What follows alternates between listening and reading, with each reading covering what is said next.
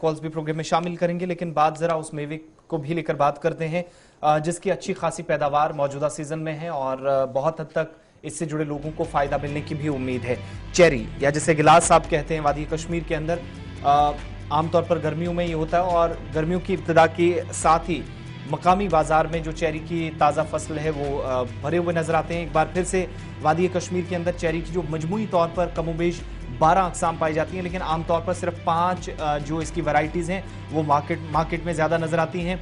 Italy, इसके अलावा सियाह, मखमली, जबल और मिश्री काबिल ज़िक्र हैं जो सबसे ज़्यादा इस वक्त फ़रोग की जाती हैं। सबसे ज़्यादा इनको लोग खरीदने वाले नज़र आते हैं। मिश्री जो सबसे अलग किस्म की मानी जाती है, लेकिन अब कुछ आदाद शुमार भी इसको लेकर सामने आए हैं। वादी के अंदर चूँकि चेरी की जो पैदावार का तकरीबन 95% हिस्सा है और मौजूदा सीज़न इतना सही गुजरा है कि 4700 हेक्टेयर अराजी पर तकरीबन 15,000 मेट्रिक टन फसल की इस बार तवक्को की जा रही है। इस वक्त ये सिलसिला चल रहा है, लेकिन जितनी फसल अभी तक हुई है करीब 4700 हेक्टेयर अराजी पर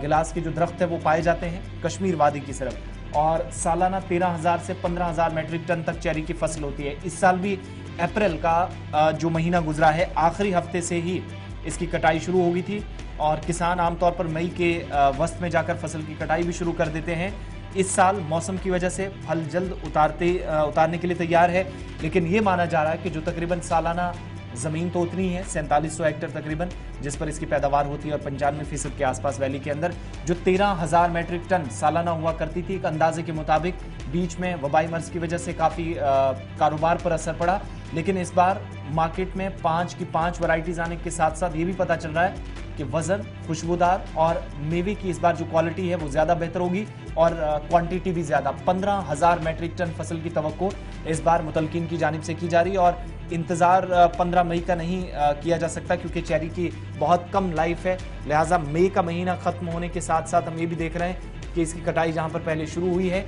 तो बैनुल अक़वामी मार्केट तक पहुँचाने के लिए कोशिशें भी बहुत बार हुई, लेकिन मकामी सतह पर ही चूँकि इसकी लाइफ लाइन कम होती है तो इसलिए